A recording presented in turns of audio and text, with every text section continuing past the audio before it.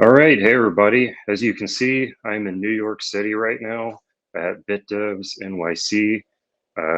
Super honored to be here. Hey, wait a minute. Is that a guy in the back of the room with a camera filming this thing?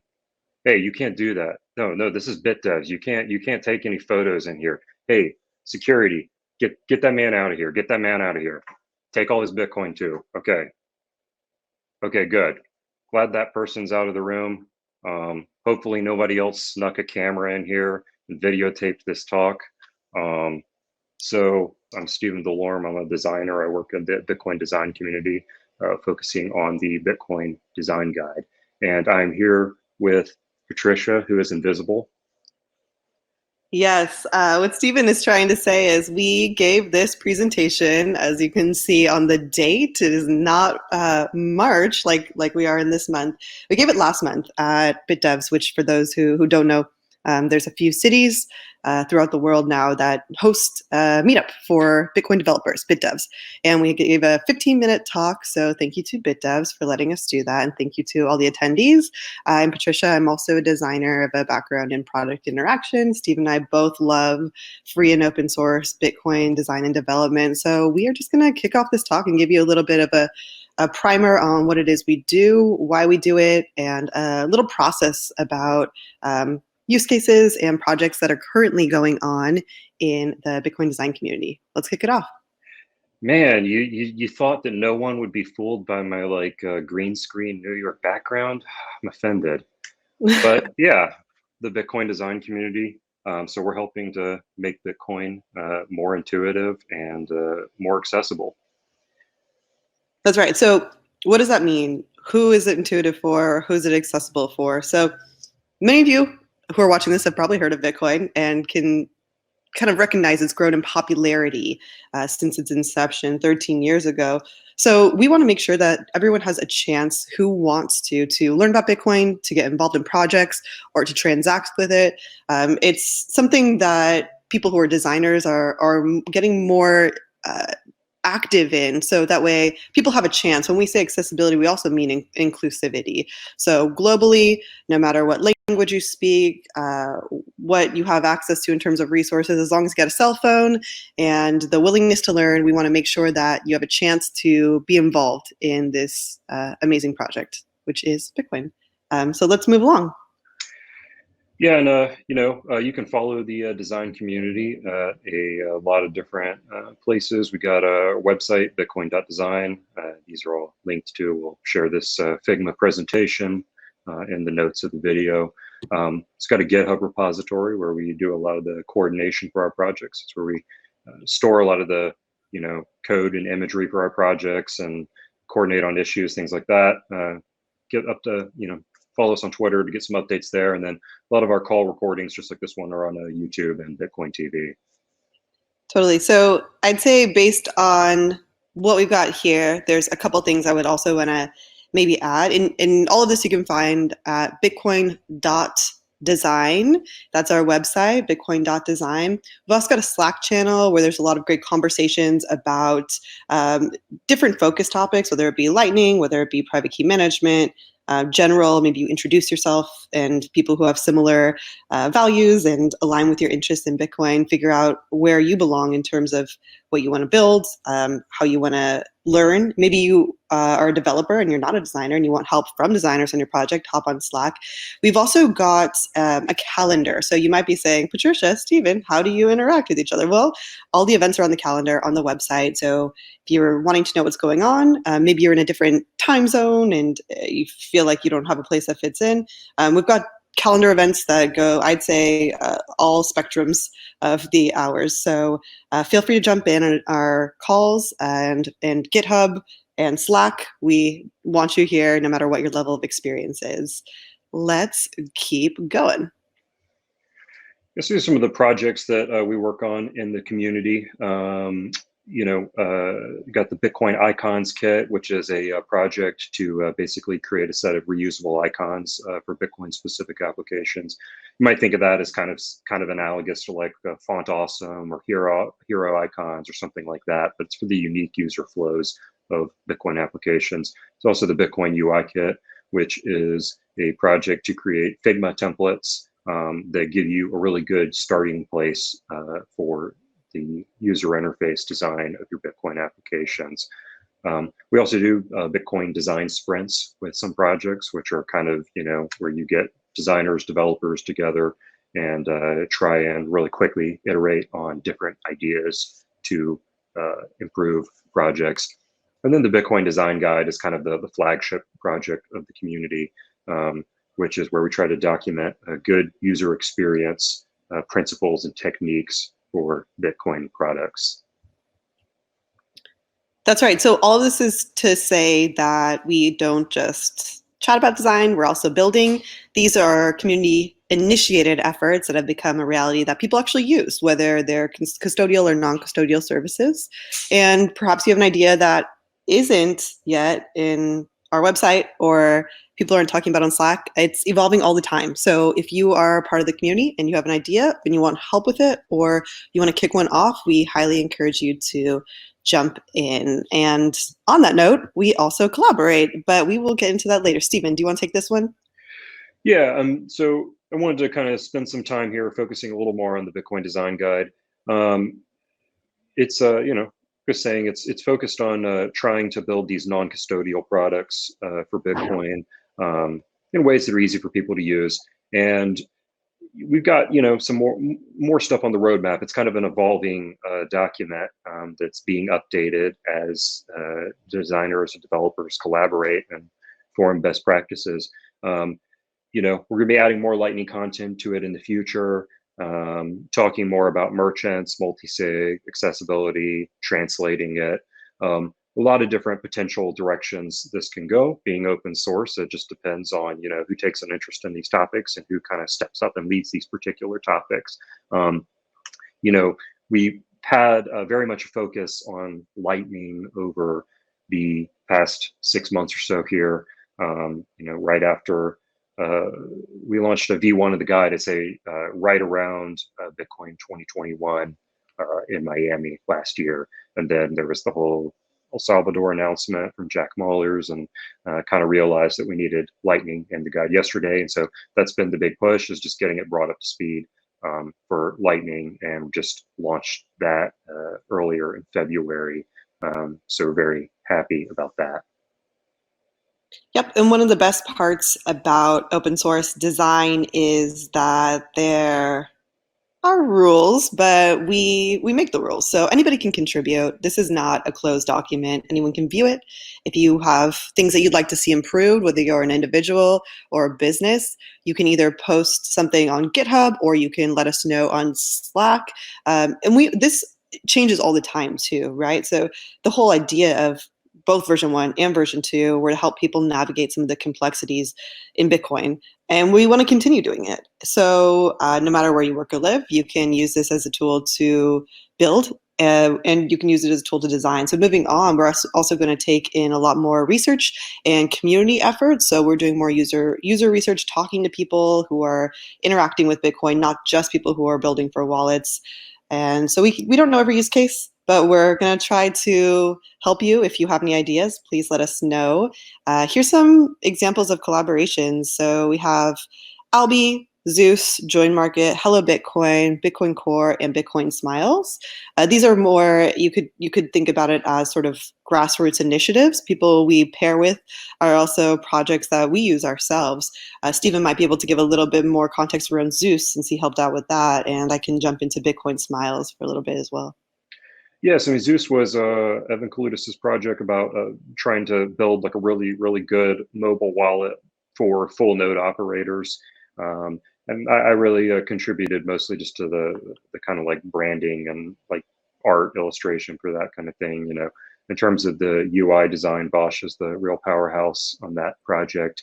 And it's been a very, fruitful collaboration.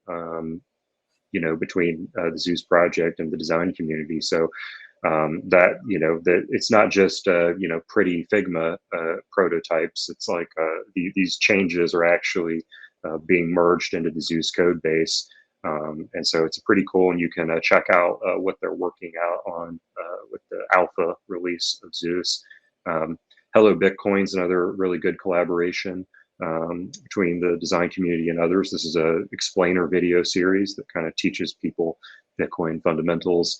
So gotten several motion designers in the community involved in creating graphics for that one. Albi was a really interesting one that came about as the result of a design sprint at a hackathon, and now is an incredibly active Slack channel in the Bitcoin design Slack. And then, yeah, you want to talk about Bitcoin Smiles a little bit?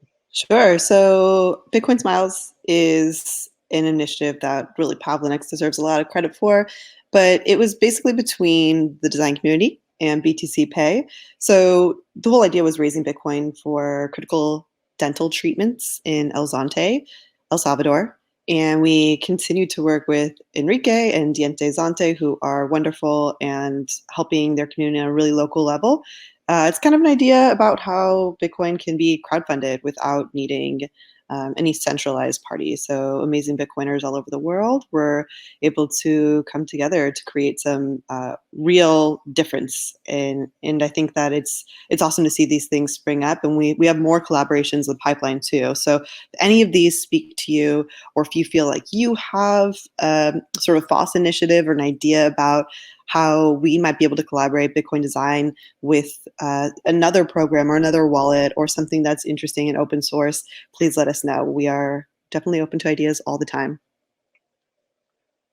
And on the note of projects, I'd say that and collaborations between the design community and FOSS projects, one thing that is really common among the most successful of these projects is just that you don't have a situation where like the developer wants like say immediate answers from the designer and then is going to walk off with a solved problem the next day. It's really the best collaborations are where the designer and the developer have an ongoing partnership together.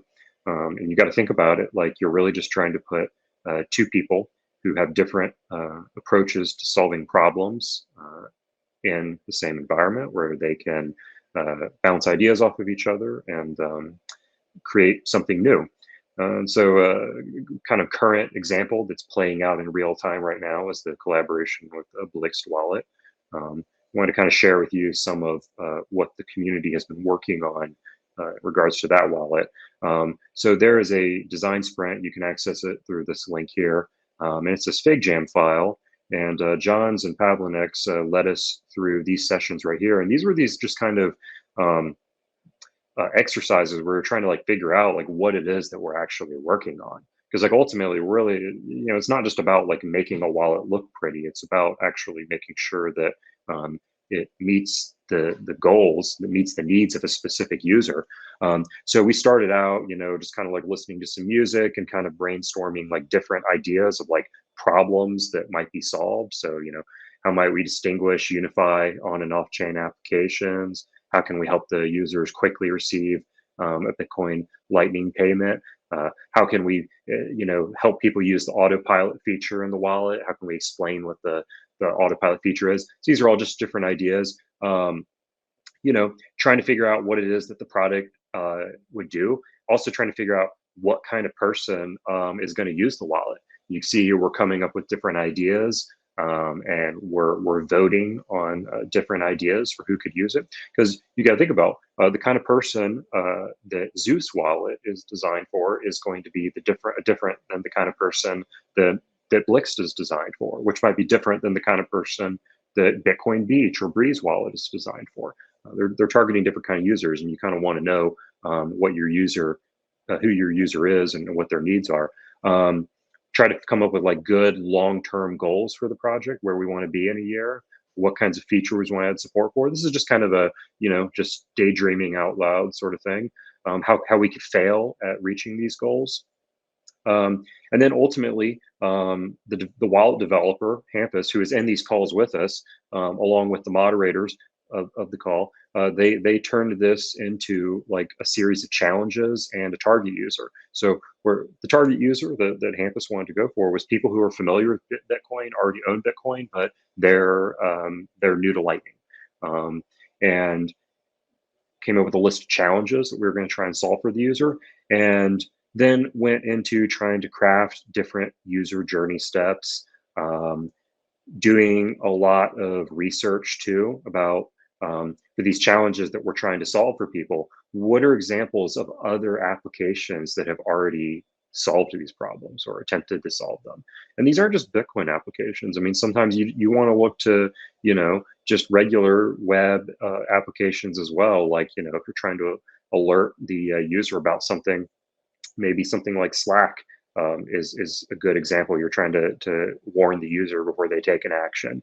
So did a lot of visual research here, and then people started sketching stuff out in their notebook and uploading that, and ultimately we ended up with this storyboard that, like, this is a flow that we want to try and help somebody onboard and get their first payment channel opened using the Dunder LSP.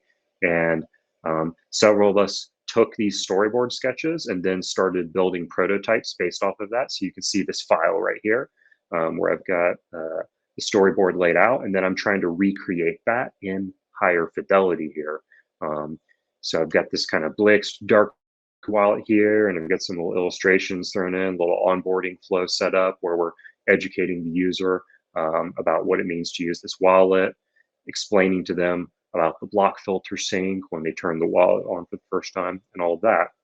And I think there's some comments on this board people have left me that I still need to respond to. So that's that. But I wanted to kind of, the purpose of this talk that we gave in New York City was, it was a very developer focused audience, and wanted to kind of show off this material to show ways that designers and developers can collaborate together. And that's kind of what this whole process with Blixt has been, is having the two different people, two different types of thinkers working on the same problem together. So to kind of cap off this, I just want to like demonstrate real quickly how, when you're in this situation, if you are a developer, say working with a very small team, or you're a designer, you're the only designer on a project, or whatever, how you can very quickly build stuff like this. Because I think this took me less than an hour to build this entire flow once we had arrived collectively at these sketches. And that was really all thanks to the Bitcoin UI kit here. This kit, enabled me to get a head start on all of this, and it can give you a head start too. So what I've done is I've already duplicated this on Figma. You just click this button on the website, it opens up Figma and all that. I've already done all that. So I've got this UI kit, this Bitcoin UI kit here, and it's a Figma file with many different pages for different types of user flows, different templates for different purposes, all that. I'm going to start on the onboarding section here, and I'm just going to like take these three and like real quickly rebrand them for Blixt. So one thing is like Figma works natively very well with SVG files. So if you're a developer and you already work with SVG, or you're a designer and you've already kind of got the logo in SVG format, you can easily copy and paste SVGs into Figma. I'm going to turn this into a component here, and I'm going to call it Blixt logo. So this component, you could think of this as kind of like a variable or a class in programming terms. So I copied that, and I'm going to replace the Bitcoin logo here with the Blixt logo. I'm going to do that on both of these. Whoops. While Stephen's working on this, just a note, this is called FigJam, and we use this quite a bit so we can remotely work with each other and collaborate in a way that is free, and people don't have to offer their identity. It is pretty private. So just kind of a quick intro to some of the design tools we use during this process. Yeah, and Figma is like the full name of it. FigJam is the one, so specifically FigJam is like the one when we're doing like the sticky notes and all of this. But yeah, if you're looking for it, the main one will be called Figma here. And what I'm doing is just kind of, I've selected all these boards here, and I'm going to try and swap out some of these colors to kind of change the color scheme on this. I'm going to say light foreground. I'm going to switch that to, let's see, dark foreground. And then I'm going to say, let's see, light neutral 7 is going to become dark neutral 7. Light neutral 3 will be dark neutral 3. Light background, I want to switch this to dark background. light neutral 6 should become dark neutral 6. And I think I want to also change this orange here. I don't want this to be the Bitcoin orange. I want to be more like the Blixt yellow. So I'm going to break apart this variable here. I'm going to open that up. I'm going to create a color sample here, and I'm just going to sample that from the Blixt logo. And that's pretty much that. Real quickly there, just to give you an idea, that was a heads up. You could also change the text here too. You could say, a fast, easy Bitcoin wallet you can use anywhere, or something like that, whatever the tagline is for your project. So just real quickly gone in and I've changed some colors, I've changed some text, I've changed the logo, all of that. And now it's like the Blixt wallet basically.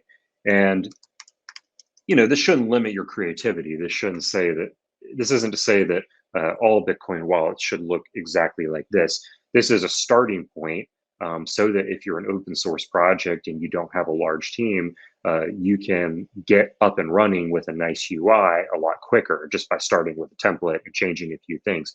And also, if you're a designer, even if you're working with a large design team, you can use this as a way to see, like, for Bitcoin-centric user flows, what have other designers done? How have they solved very common problems? Because if somebody else has already solved the problem, there's no use in reinventing the wheel.